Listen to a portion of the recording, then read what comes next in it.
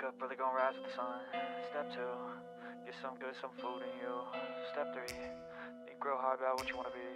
Step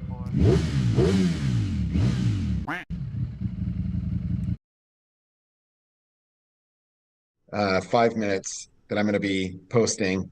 Um, Shayna just built a YouTube channel for us, so I'll probably be posting them there, maybe on some of our socials. But All right, yeah, you can take a look for we'll those be able to tie both of these in really seamlessly for there. sure. But all right, Yeah. so Mike just told me that we are live. So all right, welcome to the channel. This is the Ducati Dads. Today we have the Remix Racing Projects, Jeremy, Taubman, and Sabrina. I don't think I actually have your last name. I forgot. But Ryder. Oh, that's perfect. All right. So in today's or this we're starting off a little late for November or for October. Each month we are doing a live stream with the Remix Racing Project to talk about mental health awareness. And just to cut the stigma of mental health so that we're able to talk about it in an open, free environment.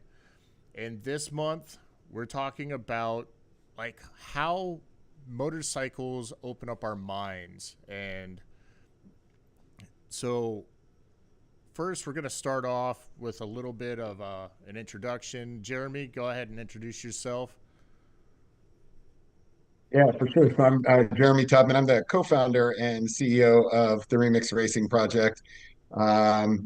I also race in the Super Hooligan National Championship in Moto America. And about 3 years ago, Shayna, my girlfriend, who's also the other co-founder, we decided that we wanted to bring our passion for kind of advocating for mental health and addiction recovery, and our participation in and passion for motorcycles and racing, bring them together. Um, Initially, to kind of create a brave space in the racing paddock to be able to talk about these issues, normalize the conversations, smash the stereotypes, fight the stigma. But the message really resonated with so many people, not just inside the motorcycle and racing community, but obviously beyond that community as well. And so a year ago, we launched Remix Recovery, which kind of transcends just, you know, mental health in the motorcycle community and really to a much broader audience, so that we could reach people whether they're part of this community or not. And we run a network of peer-led support groups for people who are surviving mental health and um, substance use problems, whether or not they have any interest in motorcycles. That coincided with the publishing of our book, Remix Recovery, Leading a Brave Space. And it was through Remix Recovery that we met Sabrina, who wanted to become part of the community and then also help contribute to it. And so she took a training to become a certified peer facilitator. I'm going to let her tell you the rest, but it's really been an amazing journey, and I'm just so honored, Tim, that you're having us on Ducati Dads to share about it. And we are so happy that you're willing to give us a chance to help you spread your message. All right, Sabrina, what do you do for the Remix Racing Project? So personally, I have never been on a motorcycle. I will admit that, even though my last name is Ryder. But I I struggle with mental health side of things. So anxiety, depression, a lot of alphabet things tied together.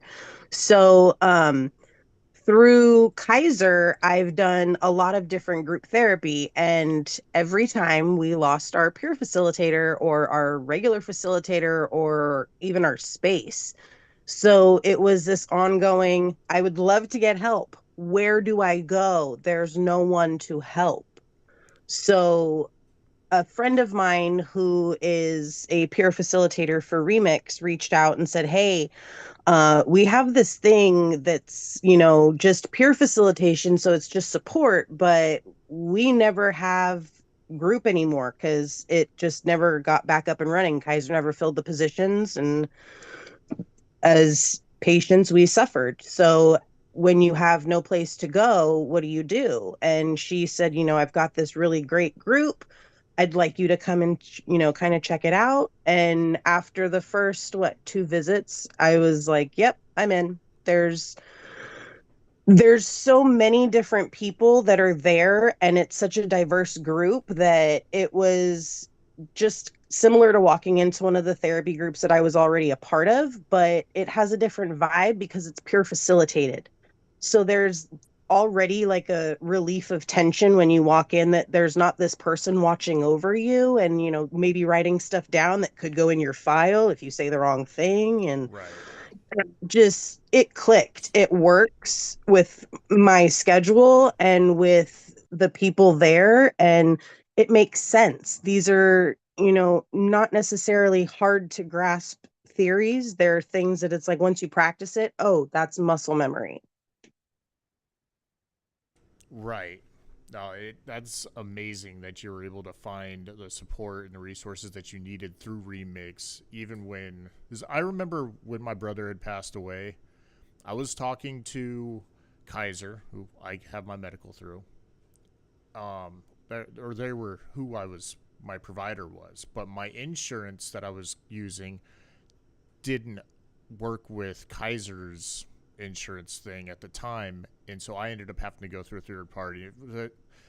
The frustration of trying to find a mental health provider, where it's like a counselor, a psychiatrist, or whoever to be able to talk to about your issues, and then like just trying to find somebody and then have insurance be able to cover it, and just it felt like I was jumping through multiple hoops. Eventually, through sheer determination, I found the help that I needed, but there was that frustration, and so I feel you there. So now a lot has happened since the last time that we talked. But Jeremy had some fun. Did you want to talk about that? Because I think that ties into some of our topic today. Oh, look at that. Oh, you're muted. All right, there you You go. think by now, after 5 or 6 years of all of this Zoom stuff, we'd all figure out where the mute button is, and if not, everybody else would figure out how to read lips by now, right? When we're stuck on mute. Anyway, yeah, no, I think the last time that I was on your show, Tim, I was off camera because I was driving back from a race down in at Buttonwillow in kind of central California, and I was driving back and wanted to make sure I got to participate in the episode. I really like this series, Motorcycles and Mental Health. Um, and I had a really good time that weekend. That weekend, I the Moto America season had ended, so this was one of our club races, one of the regional races. And I went by myself and brought 3 different bikes. So I was racing 3 different bikes and kind of my own crew chief and pit crew and everything else, and had a pretty successful weekend. I did have one crash, came together with another rider, and it was a low side. For those of you who don't know, that's just kind of a gentle crash where your bike slides out from under you and you go sliding across the asphalt. I have an airbag suit, and the airbag deployed even though it wasn't really necessary. But that meant that a few weeks later at the next race round that I went to, I wasn't able to get that suit repaired in time and made the mistake of going on the track with an older suit that didn't have an airbag, and had made a mistake on Friday practice, and blew a turn and was heading toward the tire wall. This was a track that was definitely set up more to keep cars safe than motorcyclists safe. And so was heading toward the tire wall at some ridiculous, like literally breakneck speed, and decided to bail because I couldn't get the bike slowed down enough. And without the airbag suit on, I ended up doing quite a bit of damage to myself. Fractured a whole bunch of ribs, shattered my scaphoid, which is that little bone in your wrist, even broke a toe. So I've been in recovery mode. That was about 3.5, I guess about maybe 4 weeks ago. So still in recovery mode. get this thing off on Wednesday. Looking forward to finally getting the cast off and then getting into physical therapy mode. I've already been kind of back at the gym and trying to keep my body healthy and my mind clear. Yeah, so it's pretty much the end of the season in terms of riding. But as you probably know, Tim, and I know a lot of your audience knows that the next year's season starts September, like late summer, early fall of the prior year. So we're full speed ahead, getting ready for 2026. That is, yeah. So that turn there at Button Willow, I didn't want to interrupt you, but they just installed a new air fence there on that particular turn, right? So yeah, so the crash that I got really injured on was at Thunder Hill Oh, up at in Thunder Hill. Willows in Northern California. Yeah. The race that I had just finished when I was on your show last was down at the circuit, which is the new track at Button Willow. And there had been some concerns that race that I was in it at the circuit was the first motorcycle race since that track was completed. And there were a lot of concerns about the safety of the track. I think they did a great job, actually. I think, they've got air fences up at places where you're more likely to kind of slide off the track and don't have a lot of runoff. And there's been several races down there so far, and no serious injuries. So I actually think Button Willow did a pretty good job hearing the concerns of the motorcyclists, motorcycle clubs, track day companies, and that kind of thing, and made a few modifications after it was first completed to make it safer for motorcyclists. But this was at Thunder Hill, and it was at turn 10. And for people who've never been there, that won't mean anything, but it's essentially a turn that coming downhill really fast into a hard braking zone and then kind of a cambered 90-degree left turn. And there's not a lot of runoff. At the end of the runoff is a tire wall, so not an air fence. There's no gravel, so nothing to slow you down, just hard packed dirt, kind of pitted dirt and rocks and that kind of thing. So when I blew the turn, I couldn't get the bike slowed or turned enough, and if I didn't bail, I probably would have hit the tire wall, which on a motorcycle it's just like hitting a concrete wall Yeah. basically, and I would have done that at 60, 80 miles an hour.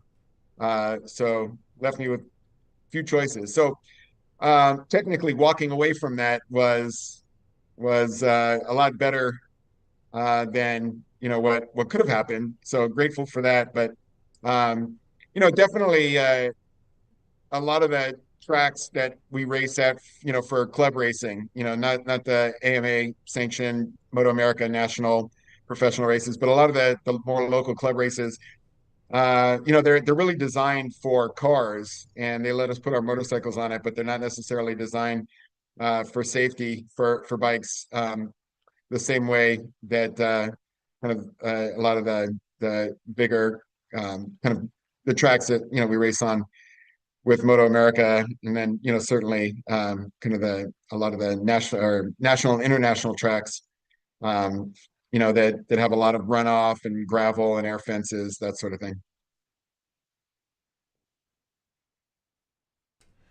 Yeah, and so I'd seen at Button Willow that they just put up a new air fence over there that would go and it's like there's a concrete wall and Yeah. then the air fence, and for whatever reason they made it really close, and there's been a number of crashes at that turn now that I've seen on social media that I mean the air fence saves a lot of riders from massive injury, and um, it's a huge thing that really prevents riders from getting serious injuries. Hold on one second. I'm having a little bit of technical difficulties over here. Um, Yeah, I think you're talking about turn 6. Turn 6 is a pretty slow turn. Um, you actually go up a slight incline to get to it, and then it's a relatively slow turn. There is no runoff. And I think that had always yeah, been the big concern when the track was being built, especially for motorcycles. But again, after an incline and then a tight, it's a kind of a hairpin turn. Yeah. And so even if you do crash, there's always the potential for injury, of course, regardless. But um, the with the air fence there, I think it's that was a necessary safety measure because there's no runoff. Like Mm-hmm. if you blow the turn, you're gonna have to drop the bike. But again, it's not a particularly fast turn. There are a lot of turns there that are, but there's a little bit more space if you make a mistake. In fact, I remember on the first weekend when I was there, I blew turn one, which is obviously one of the fastest because it's at the end of the front straight. And I was able to run completely off the track and then rejoin it, I think, turn three. Um, so yeah, but it's a neat track. It's a fun track. Yeah, I'm excited. So tying into the low side, I want to pick your brain a little bit before we jump into the meat and potatoes of what we're talking about today. We've got a video, and I don't know if we can pull it up right now, but we got a video that where it was from after one of our track sessions. One of our experienced riders, he's a podium, like he ends up landing on the podium almost every race that he does up here. So he's a very knowledgeable, skilled rider. And he came up and we were talking about different situations and knowing how much brake you can actually put in, like coming into a turn, just like off of our front straightaway. I was coming in at close to 180 miles an hour on my bike. And I realized, oh, I've actually got a lot more. Like I could go way deeper before I get into the turn. Like I could almost engine brake my way if I wanted to. Even though obviously racing, you want to get on the brakes, but you want to wait as long as you can, get on the brakes and turn in. But we've got, okay, Mike just told me we're not gonna be able to pull that up right now, but afterwards we're talking to his name's Jeremy as well.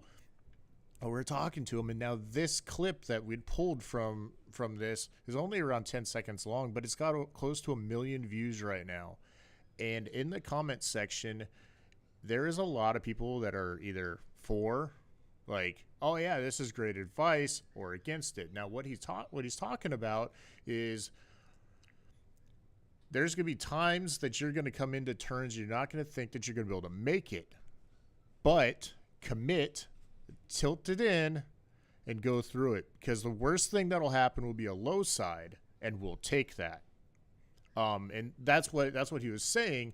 Now, there's obviously a lot more that goes into it. Like if you're coming into a turn hot, you can get on the brakes, try to slow down, go run off, save the bike, don't risk sliding across the ground and potentially taking out other riders.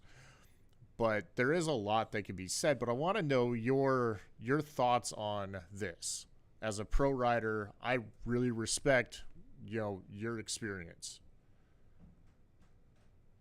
I've done it both ways, and I think you pointed out some of the factors that you need to consider. Is are there other riders on the track with you? Are there other riders on the outside? If you try to make the turn, are there some riders on the outside that you're going to take out if you go down? If you lose the front, if you wash the front, you've got a good chance of a low side, and then depending on what the runoff is like, you can still get injured. The bike can still catch and yard sail, get completely destroyed. So it's not a guarantee that it's going to be nice and gentle. If you lose the rear, obviously you risk a high side. So I think it's really a judgment call. The first thing that you're always going to do is you're going to try to get the bike as slowed down as you can, straight up and down. And when my last crash happened, one of the things I was doing is I was working on rear brake techniques, both to get the bike slowed down and to kind of steady the bike as you're coming into a heavy braking zone. And so, that's the first thing you want to do is try to get the bike slowed down as much as you can while you're straight up and down. And, you're making decisions in split seconds, like just split seconds, and you just have to make a judgment call. And so you don't have time to think, right? You have to make a decision. And usually these come down to a binary decision. You either throw it into the turn or you run off the turn and try to get it slowed down enough to safely kind of get off the track and maybe get back on. And that's, you have to decide, but you don't get time to think. And then there's all of the, kind of muscle memory and instinct that comes from doing it a lot and having made the mistake of making the wrong choice. Um, so, I don't think that there's one right answer. You have to consider all of these things. And again, who else is on the track? Am I going to get it slowed down enough that I even have a chance for this? Otherwise, if I'm definitely crashing versus I have a chance to slow it down by running off, then maybe you go with the safer option. Um, but if you go all the way back to the beginning, is what did you do before you got on the track? Did you make sure your bike was in good condition, your tires were in good shape, your brakes were good, your suspension is warmed up? Are you in the right headspace? You got the right gear on? Do you got high quality gear? Are you prepared to make the wrong choice if you have to make a split decision choice? And I don't think a lot of people are thinking about that. They're thinking, what do I do once it's too late? It's that I believe that it's the panic that sets in because Yeah, you got the thrill. If you're not an experienced rider, you've got the thrill of, say, my situation. Glancing down as I was coming up through this pinch zone, looking down and going, oh boy, I'm moving. There's a turn coming up. And I saw the 3-cone. Let off throttle, started getting on the brakes, and now all of a sudden I'm doing 80. I just shut off 100 miles an hour roughly before starting turning in. Now I'm doing 60, and I'm like, oh, all right. And then when I was talking with him, he was like, well, there's going to be times that you're going to come into a corner and you're going to think you overcooked it. Just lean it. Trust the bike and go on through the turn. Your bike's a lot more capable than you think. Now, the caveat to this is that sure. He did go and tell us this right after the Taste of Racing session. So there was it wasn't like a track day. It wasn't a race. And maybe that was what led him to giving that advice. But I think that it more or less came from a racing mindset. That absolutely. Think about this also, though. So you're coming in to the braking zone, and you've completely loaded your suspension, right? You got all the weight coming down on the front of your suspension. It's fully loaded, and you decide that you're going to go ahead and throw it into the turn. Remember that you're not just turning and you're not just leaning. You're also deciding how much of that brake and at what rate am I coming off the brake to unload the suspension. Because you could do everything else right, but if you let off too quick and you unload the suspension, that's how you're going to definitely wash out your front wheel. So, there's a bunch of little inputs that are necessary to make that turn. And of course, the people who need to hear somebody talking about this are probably a little less experienced. And so, my suggestion is, rather than wait till you find yourself in that moment of panic, do all the stuff to prepare to make the wrong choice, right? So that's all the stuff you do before you get on the track. And I see Sabrina's head nodding because I know she can hear all kinds of metaphors in this for life, right? And that's what we should probably talk about next. So everything you need to be prepared to make the wrong choice. Life is going to give you choices. You're not going to get them all right. And then the second thing is inch your way toward the limit. Don't start at the limit and then figure out, what do I do if I go over? Inch your way toward it. So the first time you come into that turn, maybe 180 is a little much. Maybe you come in at $150, $160, and maybe you start braking a little earlier, and then the next lap. I mean, that's another thing about a circuit course, right?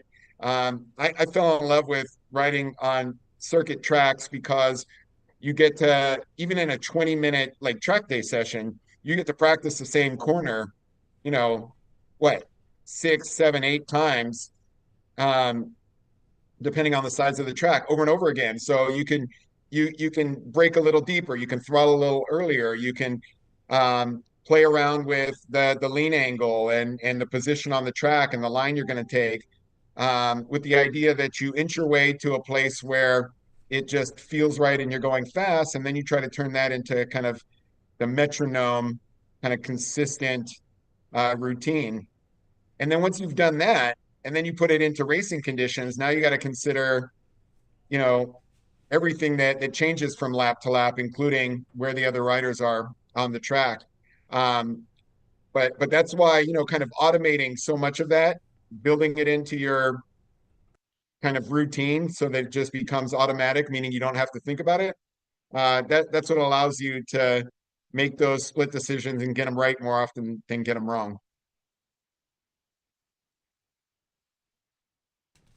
Yeah. So you said that you were talking about some terms that Sabrina was acknowledging. Did you want to go ahead and touch on those?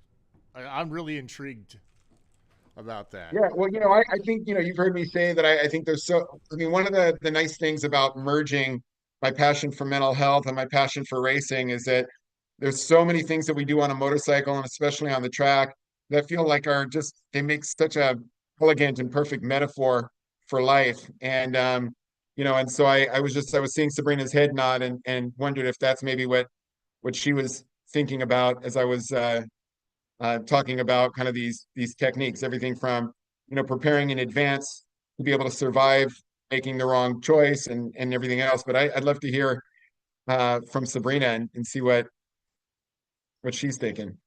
So something like this morning, because my girl played her flag football game with her team, and every game we notice, if the other team makes it to the end zone, everybody all of a sudden just shuts down. Morale is gone, color drains from their faces, and we have to remind them that was just one play. You have a whole nother play to go through, and then after that, you still have other quarters to go through. Like, this is not the end of the game. So one mistake, one dropped ball, one misstep, it's not make or break. It sucks. Yeah, it might, take you down a peg or two, but it's not the end all be all. So you have to look at each thing as a retry. So whether that be the next lap on the course, the next play in the game, for me, the next event at work, whatever it is, I like how you kind of said, did you check your whole bike before you hit the track? For me, those are my please skills from my DBT therapy sessions. Like, did I make sure I ate something this morning? Did I get enough sleep? Have I exercised recently? Like, anything in that list that I have not touched on, that's going to be putting me up for I might crash. I might make a wrong turn or make a miscalculation in my brain that day, and all of a sudden my anxiety's peaked or my depression hits or something along those lines. So you have to do those things mentally daily if that's something that you struggle with. You have to, check all your tools. Is everything in proper working order before you hit the track? Because if not, there's a likelihood you could crash. And if you're not protected and you don't have enough stuff in your tool belt, how do you fix that? So most of what you're speaking to does correlate to mental health, because if you're not in the right mindset, just like when you're racing, your objective is most likely going to get skewed somewhere in between because you're thinking of something else or you're calculating somewhere else. That's why it's better to be more present in the moment. How are you supported? For you guys, I guess it would be feeling your bike under you. The support of your weight is on this bike, so you're one with it. For me, it's when I'm having a panic attack at work, I'm feeling my chair underneath me supporting me. So that's where I need to be right now, not 3 hours from now where I could have something screw up, but it may or may not happen. So why am I freaking out about it now?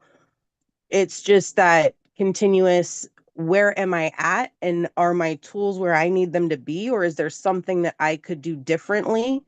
And if something does go wrong, learn from it and then move forward. The best thing that I was taught when I was working in a veterinary hospital was, at the end of the day, if everyone is still alive, you did nothing wrong. No, and that is perfect, because there's a metaphor that I was taught when I came from a military background, but when I was a commercial diver, and you had a full team behind you that you needed to make sure that your life support systems were 100%, was piss poor or proper planning prevents piss poor performance. Now obviously that's not nice to some people. There's a bad word in there, but overall it means make sure that you have everything lined up prior to doing what you're going to do, and that right there not only prevents poor performance, but it also prepares you mentally, because if you know that everything is set up for success, then you're in a mindset to perform at a higher level. When I was also when I would play like higher level amateur billiards, I made sure that before the day of the tournament that I had all the sleep that I needed, that I was eating. I wanted to make sure that there was nothing that was going to eke on in and affect my mental clarity. Because just like in motorcycle racing and pool, after fundamentals, 90% of it is all mental. Well, and I guess in motorcycle racing, you got to throw another 10% in there for proper bike preparation. And make sure your tires and your tire pressures and all your fluids are set up right, your seats bolted down, you know. And but yeah, I mean, making sure that you're prepared mentally is huge in everything that we do in life, from motorcycle racing to everyday things. I mean, before you leave for work, you want to make sure that you've got gas in your car. All these little things add up, because say you hop into your car and you don't have fuel in it, and you're running 5 minutes late because something came up. Now you got to run to the gas station, get fuel, and while you're there, you're like, oh, should I get an energy drink because now I feel tired? And then when you're rushing into work, you feel like you're really far behind on everything, and it compounds. And then somebody says one thing to you that just kind of sets you off, and now that's all anybody at work's talking about, and this all stemmed from forgetting to get gas in the morning. But and I work in a setting where that is something that happens quite often, where I could have all of my stuff checked and I'm good to go and get there, and somebody else forgot to get gas, and I got to deal with their fault. mm-hmm. So it's like, if I have to check my attitude before I leave the house in the morning, I expect that others would do the same. But that's not how it works. Not a perfect world. So it's also, you should expect a little to go wrong. Because if everything goes according to plan, that's great. You don't have to use your backup plans. But if you have no backup plan and thing does go wrong, what do you do? So I'm one of those plan for the worst and hope for the best. So I have contingencies on contingencies. That's all the anxiety.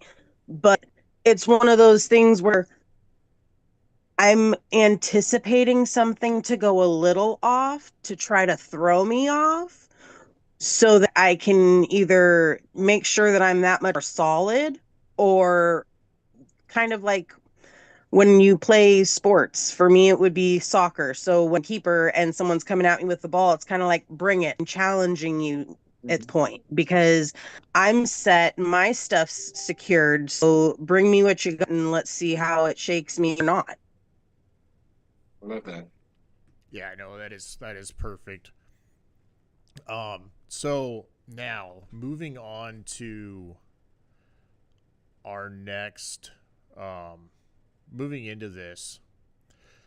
So after your accident, your recovery, what have you been doing, Jeremy, to mentally stay? How do you recover from an accident?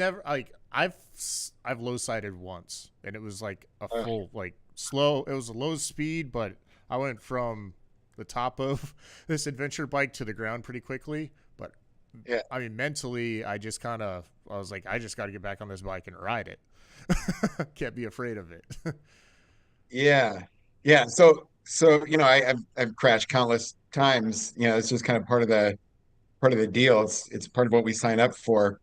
In fact, I tell people, um, you know, I think when you identify as a racer, when you're not just a person who's riding a motorcycle or just riding on the track, but it's just part of who you are, part of your identity in your blood, your DNA, whatever, where you don't feel like you have a choice. Um, you accept that crashing is inevitable. Even getting injured is inevitable. Um, you hope today is not the day, but I don't know that we necessarily race thinking that we hope that we never crash. You just accept that it's inevitable. So all the stuff that we've been talking about, you prepare everything. You prepare your skills and your training, your brain and your body and your bike and your backup plan, your gear, your team, your everything. You're prepared for that because it is just kind of inevitable. And so the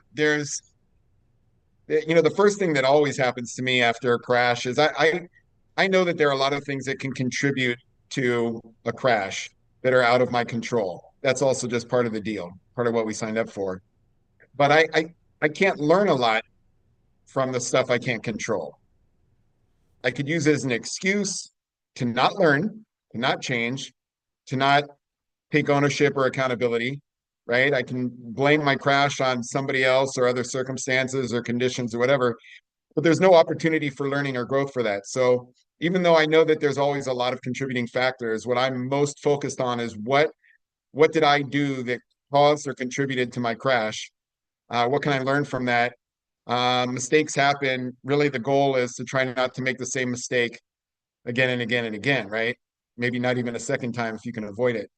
So that's the first thing. And uh, and as soon as I can figure out what did I do that caused or contributed to the crash, what happens for me is I can't wait to get back on the track and put to practice what I just learned, right? So if it was that I took a turn too fast, or if I took the wrong line, or if I allowed myself to get distracted for a moment, or if maybe it was something with setup, bike setup, whatever it is, I want to try to address that. I want to go out there and I want to practice what I learned and reinforce what I learned, which will make it less likely that I'm going to ever make that mistake again. Um, there's also, that fear factor of crashing, especially when there's some injury involved, even if it's just the injury of ego, pride and ego. I really believe that if you are going to ride and race again, then the sooner you face that and get through it and get over it, the better. You can't get over that just by obsessing about it and not putting in practice what you learned. So I want to get back on the bike and back on the track as quick as possible. There's a lot of crashes where you can do that. There's a lot of crashes where you can't either because the bike's too damaged or your body's too damaged or whatever. But if I have the opportunity at Moto America, you could pick your bike back up, and if the bike is running, you can get back on the track. At a club race, when your bike touches the ground, you're done. And at a track day, you might be done for the rest of the day until they'll come pick it up. But anyway, that's the first thing I do is what did I do wrong? What can I learn from that? And how quickly can I put to practice what I just learned? Then there's the big crashes, the crashes that result in serious injury. And every time I'm injured, I have a lot of friends and loved ones that aren't part of the motorcycle or racing community. And one of the first things they used to ask me is, are you reconsidering whether you want to keep riding or racing? Now they don't bother asking me anymore because the answer is always the same. Is part of what drives my healing and recovery process, part of what drives my commitment to doing everything the doctor tells me and all of my physical therapy is because I want to get back on the bike and on the track as soon as possible. Um, I don't think I mean, I've certainly had crashes where I wonder, what am I doing? Like, this is some wild stuff, and maybe I'm too old for this, and maybe it's whatever, but that's a fleeting thought.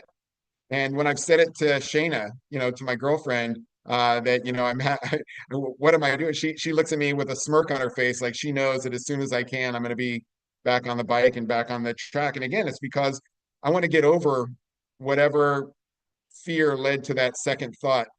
And I got to tell you, people can judge me for how I make those decisions and for my lifestyle. I'm used to that. It's a pretty stigmatized sport that we participate in. But I got to tell you, I'm so grateful to have a passion that I'm willing to take risks for. I am so grateful to have a passion that I'm willing to get injured for. And I don't want to, and I try to avoid it as much as I can. But to have something that you love that much in your life, that you're willing to go to those lengths to be able to do it and enjoy it. And it's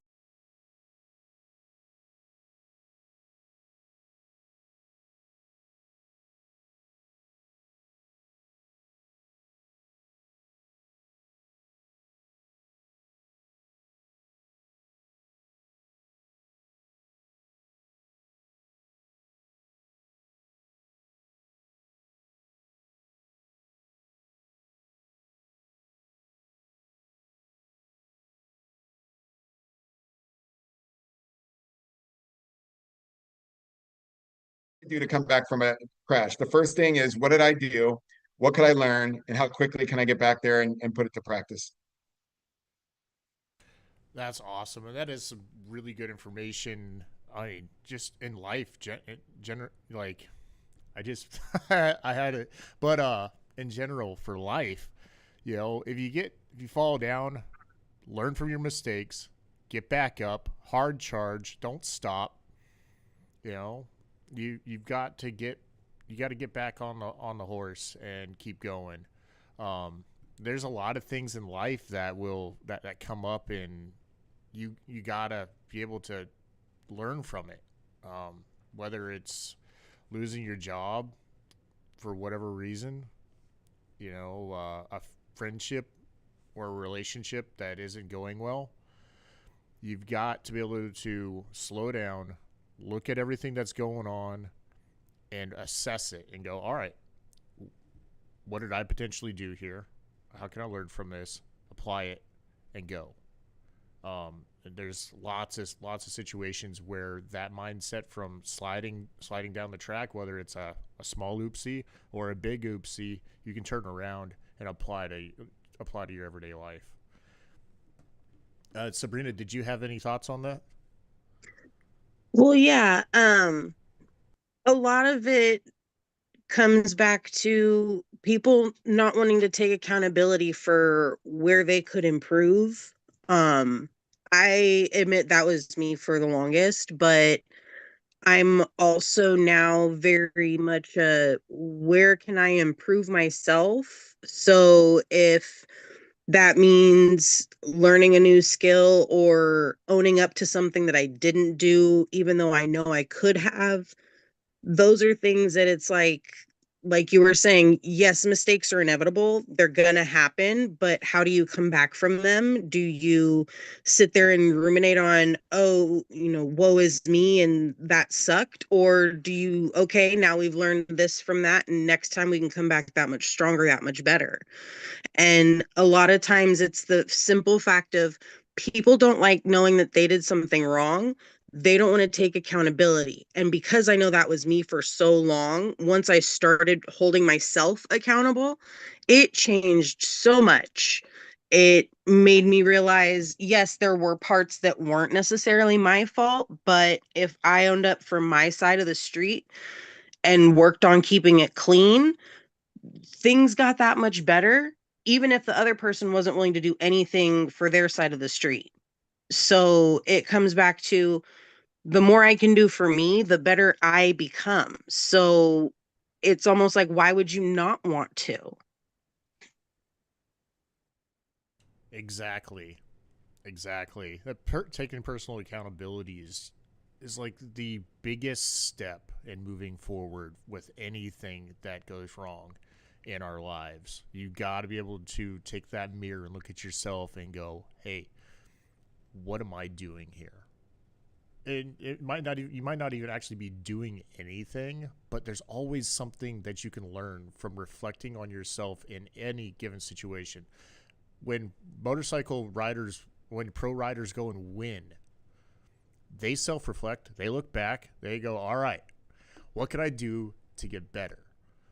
Where could I be faster? Was there something, was there, like, what did I do here to put myself in a position to block that path, block that other rider from passing me? When Jeremy was here at the Ridge, I read in his blog how he was battling with AJ and a couple other riders, and there was this back and forth, and that's his self-reflection. That's him going, all right, I did better than what we thought we were going to do here, but I want to learn from this. His way of reflecting on it is to put it down in words. And any of our viewers, go to the Remix Racing Project's website and check out Jeremy's blog. There is your best way to be able to get into the mind of a pro rider and what they're thinking. It is incredible. I appreciate you mentioning that. We actually just posted my these, I don't know, I call them race reports. They're 18 to 20 page stories, and they really are reflections. And I really I first started writing them. I have a little granddaughter, and I first started writing these stories because I wanted to make sure that when she's old enough, she's getting to that age now where we can talk about it. She's come to the track, but where I could share these experiences with her. And also, so when I'm too old to do it, I can kind of reflect back on, these amazing experiences that I've had on the track and with the people in this community. Um, but it just became a thing that I started doing. And we just posted the last one that I wrote for the 2025 Moto America season. It was from Mid-Ohio. And there's a lot of that. There's a lot of what's going on inside the helmet. So whether you're just curious to know what happened, what goes on inside the head of a racer's yeah, a racer, during the highs and lows of racing, or if you are one and you want to see whether or not this is kind of pervasive and it's something that happens with all of us, because I don't know how unique it is. I imagine that it's fairly common that I can have a perfect race and win a race, and what I'm going to focus on is where could I, like you said, where could I have gone faster? Where did I make that mistake? How could I have done it cleaner? Um, and Mid Ohio ended on a really sour note. It wasn't all bad. It was, I mean, if I wanted to just focus on the highs, on the good stuff, there was so much to choose from. But I'm a sentimental romantic, and so the ending is always the most important part of the story. And I actually, consistent with what we've already been talking about here today, the three of us, is that I actually comment. This is a little bit of a spoiler alert if you decide to read it, but on you know that a race has a checker flag, right? There's a finish to that race, but if you're a racer, then there's always going to be another race. And I say that knowing, having close friends who will never be able to race again because of something that happened to them, either on the racetrack or whatever, but they find some way to keep writing the story, right? So a chapter ends, and so you start writing the next one. You finish the last chapter of one book, and you start working on the next one. I mean, whatever metaphor or analogy you want to use. Um, but uh, but yeah, I really hope that people go and check out those race reports. And yeah, you can find it on the remixracingproject.org or remixrecovery.org. It takes you to the same place. And you can go to Jeremy's race reports. And right now, what's posted are the 4 reports from the 4 Moto America rounds that I did in 2025. And I'll take you on a ride. I think in each of them, I take you on a full lap around the track. But again, I really let you inside, kind of behind the curtain, what's going on inside my head. Again, both during the thrill of victory, but also utter agony of defeat, fighting demons both on the track and after a race that didn't go my way or preparing for one, that kind of thing. So yeah, consistent with everything that we've been talking about so far on this episode. So now getting on into what we're like, this has been amazing insight. And this first question that I have here. So do you feel more focused when you're riding? And why do you think that is? I can tell you, I most of the time feel incredibly focused. Um, you've heard me refer to this, and I didn't coin the term, but throttle therapy. Um, one of the things that happens when you're racing, if you're doing it right, is you are just incredibly focused. You put all the noise out of your head, all of the drama, you keep it in the pit or you leave it at home before you even come to the track.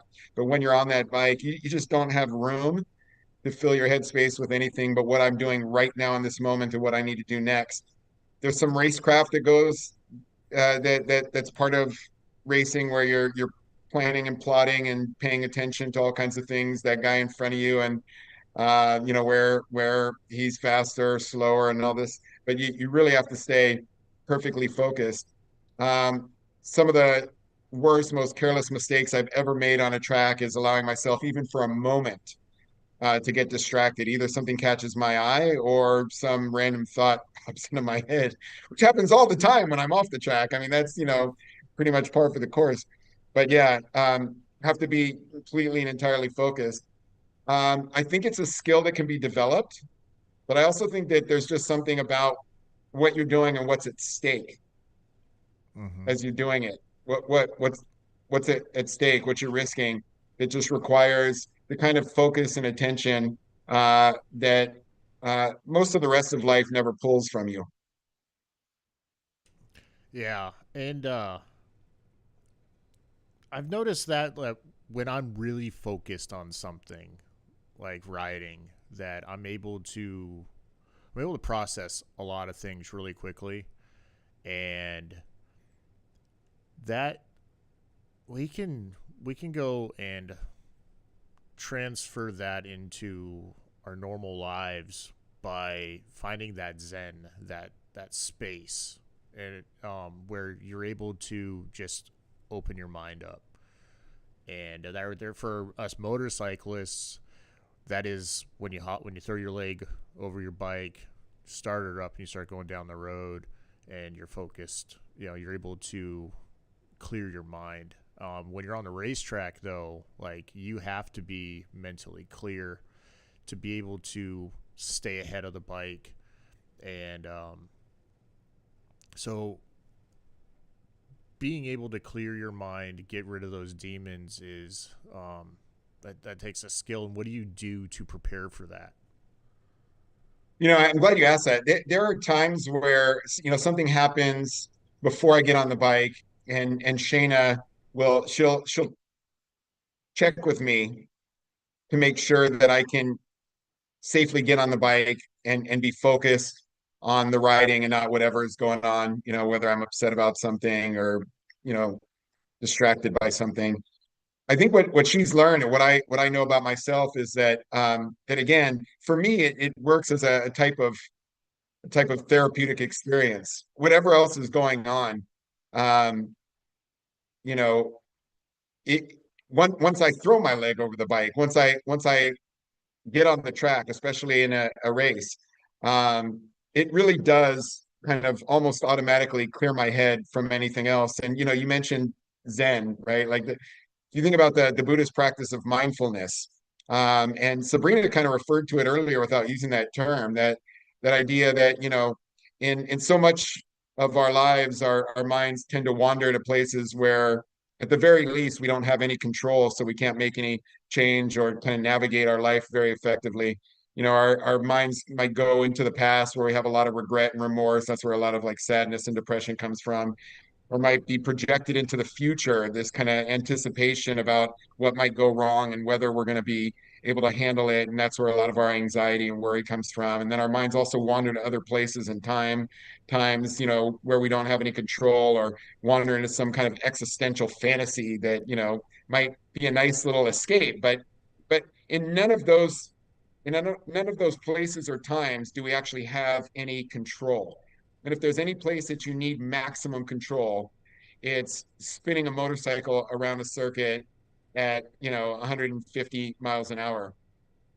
And so that practice of mindfulness is really about grounding your mind into the present moment, here and now, right? And when you do that, that's where you have the most power, the most control. But like you had said, Tim, it's also the place where you can really make better decisions. You can do better analysis of the factors that you have to make choices about and all of that. And you could do it more effectively and more quickly. And again, a motorcycle is a great place to have that kind of focus because it's so necessary. But again, I mean, this becomes a metaphor for, you know, what we do off the bike or for people who never get on a bike also. Um, and so when we're having those, when we're feeling like we can't, you know, operate or function at our peak performance, or when we're feeling really distressed and feeling really lousy emotionally, one of the things that we can ask ourselves is, where is my mind?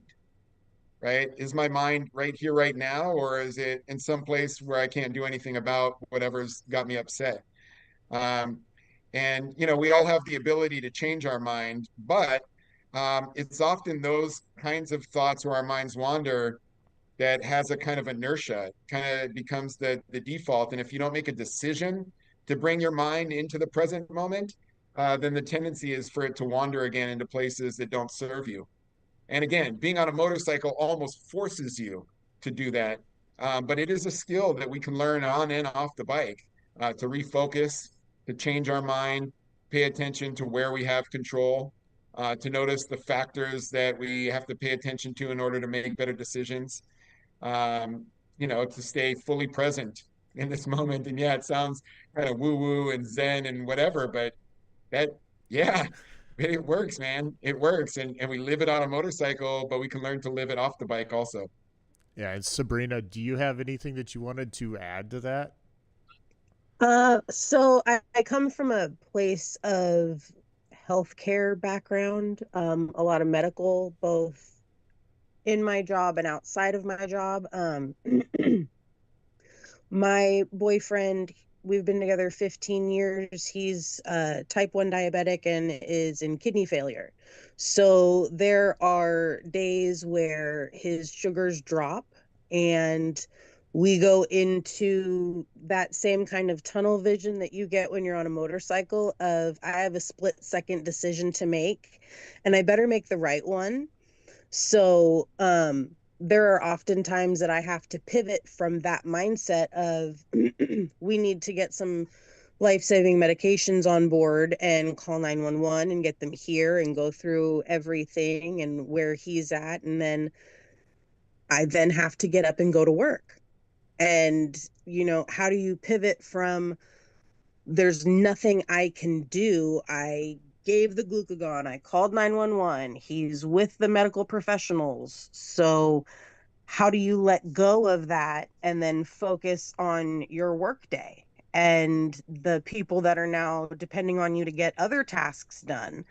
So that whole being present and being in the moment is such a huge benefit when you're able to tap into it. But there are times that when you can't tap into it, you're like, well, what do we do? And that's when you go into panic mode. And that's when no decision is made correctly.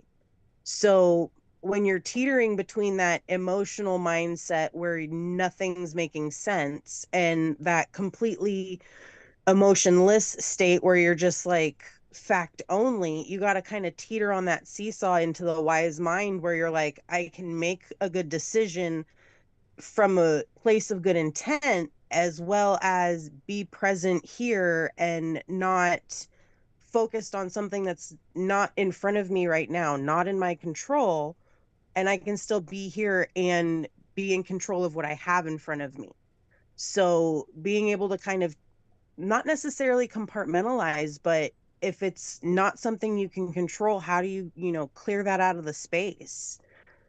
It's just extra baggage for the day. So do you carry that around and focus on it and let it take over your day? Or do you try to focus on the moment and enjoy it? Because if you don't, then it's taken away from you and you don't get that time back.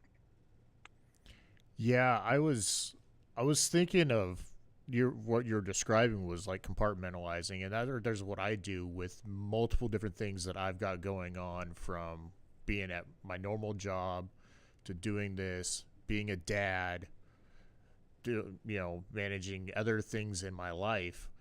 I tend to go and compartmentalize. based on what I'm doing, whether it's driving a semi truck down the road and making sure that I'm doing my job the way I'm supposed to doing YouTube stuff, focus on that in that space, to being a dad, which that goes and trickles on through everything else, to being a husband, like for me. And I can see where compartmentalizing can go and make things, be bad at times. Because when I'm doing YouTube stuff, I'm here at home typically, and my wife and my kids want my attention, but I'm so dead focused on what I'm doing that, like you said, you lose that time. So being able to balance those things out, and that can be really difficult. Jeremy, do you have anything to add in on that? Which part? Well, so for me, like this is something I struggle with. Is I do compartmentalize real hard to where I'll be so focused on a task that my wife will be talking to me sometimes, and I'm so zoned in on what I'm doing. I don't even hear, and I feel horrible.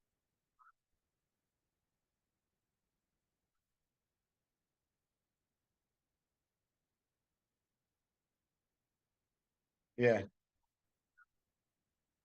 Yeah, I mean, I guess it depends on the space and time, right? Like like we were just talking about, when I get on the bike, the compartment that I'm in is that one, right? Like I can't be thinking about, I can't do anything about, worry about anything else.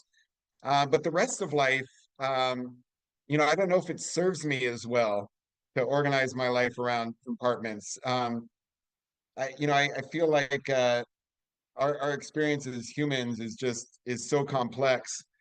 Um, and I definitely I definitely struggle with obsessive thinking, which is kind of, to put it simply, is overthinking about one thing, right? As opposed to kind of considering the context or the implications of that one thing on everything else, or on everything else on that one thing, or whatever. But I think life is so complex that if we're going to do it right, if we're going to do life right, if we're going to navigate it right, that we have to be careful, um, not to be so kind of immersed in one compartment, that we ignore the needs of those other important parts of our life. But I think we can carve out time, and we can carve out space where we just focus on that one thing, make that the priority, or maybe the exclusive compartment where we're gonna exist for a little bit. Um, That's where one of most the people things we're struggle. Yeah, exactly. In fact, Sabrina, I was thinking when you were talking about how, you do all the planning and preparation to give yourself the best shot of showing up to work on time, but you can't do that for everybody else. And sometimes uh, that means that they don't show up, and maybe you have to, pick up their work or whatever until they get there. And I think that's just the way life is. People who plan and prepare are probably pretty good at thinking about, this is what I need to be focused on right now. But what do I need to be ready for next? And what about tomorrow? And what's coming up next week and next month, and that kind of thing. Um, and I think that's a really valuable skill. It might even be a character trait. But I don't know that it's as common as I would really like it to be. And time management is something that most people don't think about because it takes time. And a skill that has saved me multiple times is 10 minutes today is going to save me an hour tomorrow. So Yeah. I take 10 minutes today to think about, what do I have to do tomorrow, and get myself set up for it. And Monday through Friday, I'm scheduled down to the hour. Everything has a time and a place. Granted, there is room for error. You have to bank for flexibility. But on the weekends, unless it's like a scheduled football game or meeting, nothing goes according to a timetable. The weekend is where time stands still. There is no clock to follow. You just immerse yourself and have fun. During the week, that's when you stick to the schedule and make sure that everything is, as by the timetable as you can keep it within reason, but also understand that hiccups happen. You just got to be flexible. And, today we were 5 minutes late to the game. Oh well, we got there when we got there. I would rather show up alive and 5 minutes late than blasting through red lights because I'm panicking that we're going to be the one late kid to the field. Oh well, coach can yell at me. I don't care. I can't help the people in front of me that don't drive the speed limit. Good point.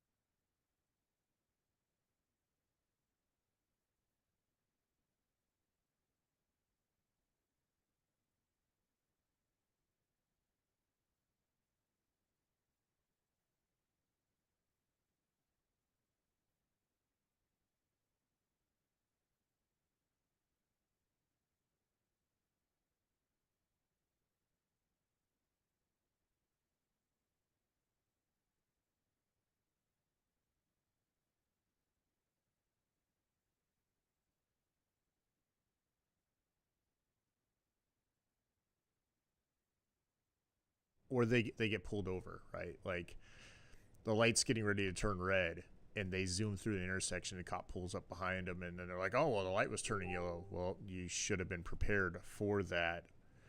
And oh, sorry. Um, Apparently, I was muted for a little bit. Oh, I'm unmuted. Okay, you guys can hear me, right? Yeah, no, we got you. Okay, Yeah, we hear you. All right. Sorry. I had Mike talking to me about me being muted. But anyways, but being able to take accountability, and you see it online. You see the motorcyclist going and blasting somebody's mirror off the car because the car pulled out in front of them. But being able to just let that go. Like, things are gonna happen during your day, during your ride. Slow down, buy yourself some time, and move on. Things are gonna happen. You're not gonna be able to control everything that goes on during your day, and staying in that positive mindset. Like, you can't allow every little thing to go and really ruin your day. So now, the next question here is, now Mike and I next year, we're planning on hitting the track. We want to go racing, and that is something that we are really, really hyped up about. But one of the things that we need to be able to do and learn is being able to center ourselves before getting on the bike, getting on the track. So how can new riders learn to center themselves mentally before going out on track? And then I'll loop this back to street riding, and then we'll have Sabrina go and see about tying this all together for if you're not a rider. What a great question. I don't know that what I do to center myself will necessarily work for everybody else, but I can tell you, one of the things that, um, especially if you're racing on a track that you've ridden multiple times, like so many times that right now you could close your eyes and you could do a lap, Mm-hmm. right? You could do. I remember reading once that Jorge Lorenzo, he could do a lap in his mind, and every time he would cross the start finish, he would tap the floor, and they would time him. And in his mind, he would visualize every single turn, where his braking markers, where he would lean, where he'd get on the throttle, and everything else. And when he crossed the start finish, he would tap the floor, and they were timing him, and he was within, like, I don't know, hundreds, thousandths of a second of his actual lap times, right? That he was already visualizing what he's done so many times that it just becomes routine. And I've done that. I've practiced that, and it's a great way to kind of get on the bike when there's nothing at stake yet beforehand and get your mind ready to be going at those speeds. Um, uh, and so that's one thing. If you're on a track that you've been on tens, hundreds of times, is close your eyes and do a bunch of laps before you go out, right before you go out. And then I think it's also, a lot of us we've developed these pre-race routines, and I mean there are so many, and some of them are almost kind of OCD, superstitious kind of things, and some of them actually are contributing to getting ready. I have a stretching routine that I do, right? So how I stretch my body and get ready, but it's also very meditative. And if I can find a space, like if it's going to be in the RV or something, everybody knows to clear out, just give me that space. Or if it's going to be in the pit, everybody gets out of my way, and I go through my routine and I do the same thing every single time. It grounds me, it gets me ready to do what's going to come next, because I've done that right before what comes next countless times. One of the stretches that I learned at a riding camp years ago were eyeball stretches. And I know that when I'm doing them in public, I look really weird because I'm rolling my eyes and I'm stretching for peripheral vision and looking way up and way down and all this kind of stuff. And then I'm looking out at distance and then looking up close so that my eyes can move. Anyway, so I do these stretches and I do them in a very ritualistic kind of routine. And the guy who at this riding camp who taught me these eye stretches said this is what baseball players do to prepare to go up to the plate and get ready to hit a 90-mile-an-hour fastball where they can actually see the seams of the baseball as it's coming at them at 90 to 100 miles an hour. Because if you think about it, when we're on the bike doing 150, 160 miles an hour, that turn is coming at us faster than fast pitch in Major League Baseball. But anyway, so, and then, of course, when you get ready to get on the bike, a lot of us develop our routines that become so familiar that they can be really soothing and grounding and centering and comforting. The order that we put our helmet and gloves on. Do we touch certain parts of the bike? Do we walk around our bike and do an inspection, even if we have a team that made sure that it was safe and set up? Do we do our own just to make sure that when we're on it, we're never second guessing anything while we're actually in the middle of a race? So anyway, those are some things that I suggest is, like I said, you can visualize doing a couple laps, and you can also develop a routine that you do, like I said, um, the exact same way every single time before you go out. You can practice it before you go out on the track for track days so that it translates into what you're doing for your very first race, and then keep it up and make adjustments as you need to. But those routines are really great ways to kind of center and ground yourself, and also let your brain and your body know what you're about to do, to get it ready to go into, like we were just talking about, this is a time where I'm about to go into a compartment where nothing else in my life for the next, however many laps or the next 20 minutes or whatever, that this is the only thing that I'm going to be doing and focused on. Yeah, no, that's great. So for like street riders, the best way to go and center your mind around riding is making sure that you're prepared. Um, and this comes into motorcycle safety too, is you want to make sure that you're mentally ready to get on the bike. You don't want to be mad. You don't want to be overly sad. You want to be level. And one of the best ways to do that is to make sure that you're prepared, whether that's with your gear, making sure the bike's ready, your tires are pumped, you got fuel, you got oil, your brakes are set up right. And the last ride could have been 10 minutes ago. You're about ready to get on the bike again. You got to recenter yourself, and being able to do your making sure that you do your pre-ride check is key. Because the last thing you want is find out that you got a hole in your tire, right? Or that you're leaking oil or coolant or whatever, or that you've got a pocket open on your jacket and your phone's about ready to yeet itself down the road.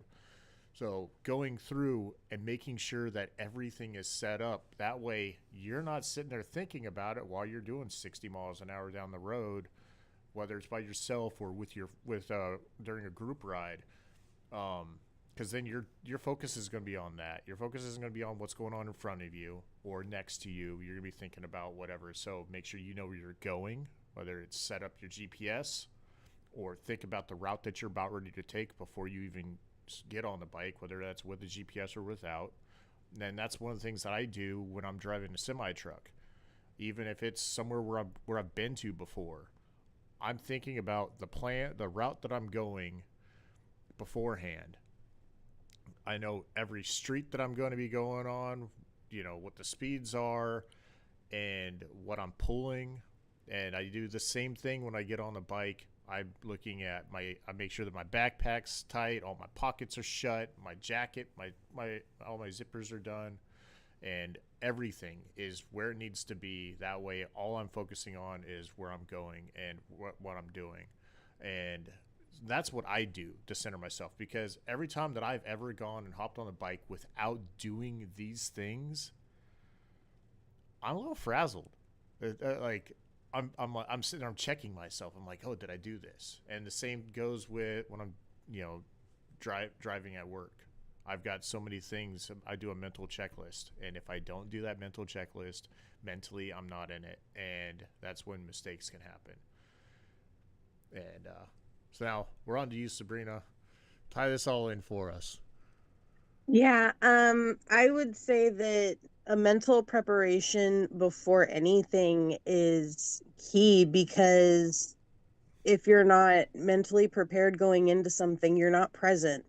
You're not focused on the objective. And those, like you said, those are the moments when accidents happen, mistakes get made, and those are sometimes things you can't get back. Sometimes they are, but 9 times out of 10, do you want to risk that chance? So for me, I have a routine in the morning before I take my kid to school, before we even leave the house. And if something in that routine gets thrown off, we kind of have to recenter, okay, before we move on, because we're either going to let it throw a wrench in our day, or we're going to let the wrench fall into the toolbox and we'll place it where it needs to go and get reorganized and then get moving. So it's kind of a way to prepare for stuff to go wrong. For me, when I get to work probably 15 minutes earlier than I'm supposed to every day, because I live 30 minutes from where I work. So I'm anticipating there might be an accident, there might be traffic. If I get there 5 minutes late because of an accident, I'm already frazzled, I'm already in a bad mood, and I'm already, starting my day off in a negative way. If I'm there early and I got all my stuff put down before anybody else came in and I'm already ready to go by the time everybody else comes into the office, I feel already productive and like I'm ready to go, while the person next to me is still putting her lipstick on, for the next 5 minutes and tinkering with stuff at her desk. I'm ready for whoever's coming into my office walking in, because I want to not be in that frazzled state of mind where I'm playing catch up. If I'm playing catch up all day long, I don't ever feel like I'm actually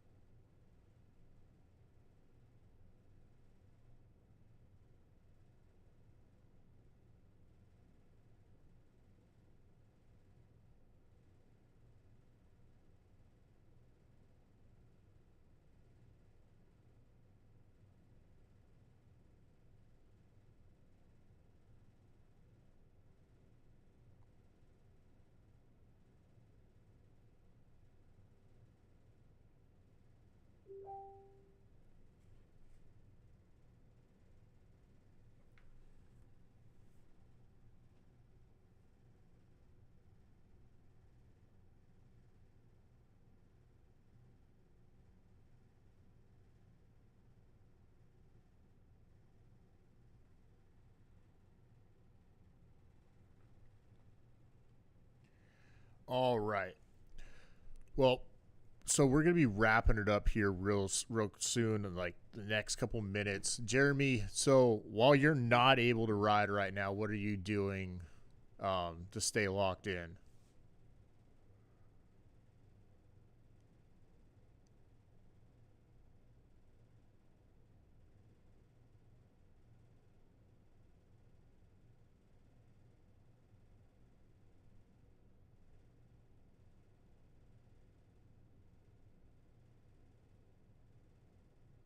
Calendar. There's so much. I mean, there is so much preparation that goes on. You know, people think the season starts at the beginning of March when we do round one at Daytona, but the season started already. The calendar for 2026 was published about a month ago in September, and a little over a month ago. And that's really when the season starts, if not a little bit before that. So all of the planning and preparation, getting all of our sponsorships together, getting new sponsors. If any of your listeners are looking to come partner with Remix Racing and everything that we do and everything that we represent, you know, please reach out. Um, I've gone to some of the races and track days to support other riders and to support the clubs. At the final race of my local club, I went and I worked one of the corners and threw flags so I could support the club in that way since I couldn't ride. Um, I am doing what I can to stay healthy. I'm still, you know, focusing on nutrition and exercise to the extent that I can with my injuries. Um, yeah, so getting the bike, the body, and all the planning ready, um, and uh, and then trying to stay mentally focused. All the stuff we've been talking about for the last hour and a half is something that I can do whether my body is healthy or not. Right? Is how do I keep my mind healthy? And you know, I think most people know this, but it is absolutely true that without mental health, there is no health. Right. And Exactly. so, yeah. So even while my body's broken, I can keep my mind healthy. You know, keep focused on what I need to do to keep moving forward. Um, Always figure out how can I help others when I'm not able to do what I want to do for me. Being of service to others is a really big part. It's been a big part of my recovery journey, and it's a big part of the way I live my life. And so, yeah, so that's what I've been doing. One thing I want to just put out a really quick plug for any of your viewers or listeners that are as impressed by Sabrina um, from this podcast as I always have been. She's going to be launching a Remix Recovery Zoom group 2 Mondays from now. It'll be every Monday from 6 p.m. to 7:30 Pacific Standard Time via Zoom on Mondays, starting next Monday, the 10th. So not tomorrow, but a week from tomorrow. And she'll be operating that group as a peer facilitator. And it's for anybody who struggles with mental health or substance use issues. You don't have to find the problem in a particular way or have a specific plan about what you want to do about it. You can love motorcycles. You can know nothing about motorcycles or anywhere in between. Um, but I've also been working with Sabrina and our partner Jenny, getting that together. So even when I can't ride, um, the way my life is, I've got plenty of other things that I'm still able to kind of focus on and kind of throw myself into. And you know, like I said, that's really good for my mental health. And without it, the rest of it won't matter anyway. Yeah, for sure. Everybody check that out. That is a great resource because you don't have to be there physically. Just hop on the Zoom call. The link will be on our website. So the remixracingproject.org or remixrecovery.org, you can find the link.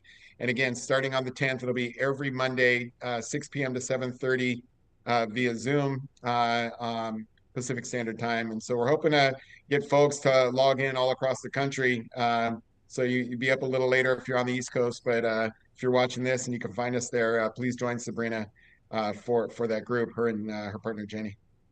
Yeah, and so for everybody who's not watching this live, that link will be down in the description.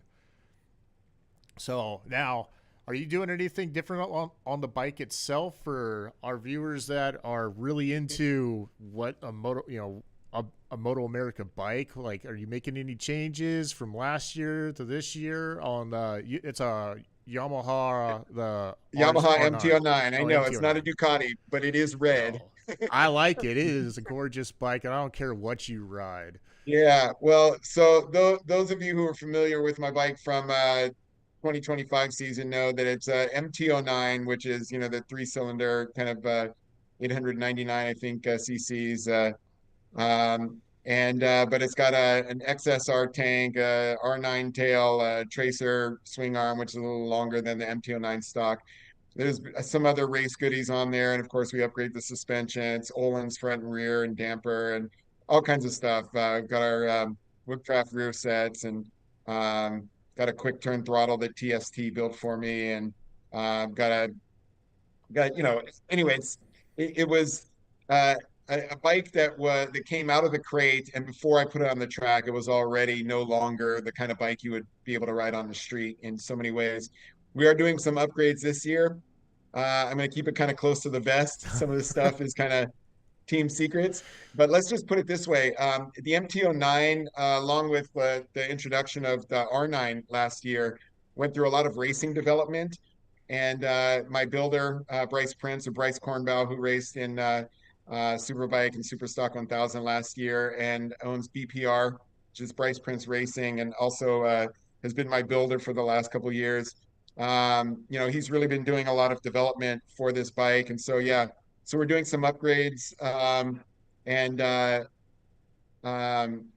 and refreshing the bike. So it's gonna, it was a really fantastic performer in its first season. I hope to get even a little bit more out of it in this next season. But like I said, we got to keep some secrets and surprises close to the vest. Yeah, no, I was just curious, I got to ask those motorcycle questions, Yes, sir. I'm super interested in what goes on with that, and then with our builds that we're looking to do for our channel to get ready for race, and we're going to be building some Ducati Panigale V2s, and we're looking at the 2025 models, if we can get our hands on some of those, but we're going to wrap it up. I want to say thank you to Sabrina for coming and joining us. And obviously, Jeremy, it's always a pleasure. So like, comment, subscribe, and we'll catch you guys on the next ride.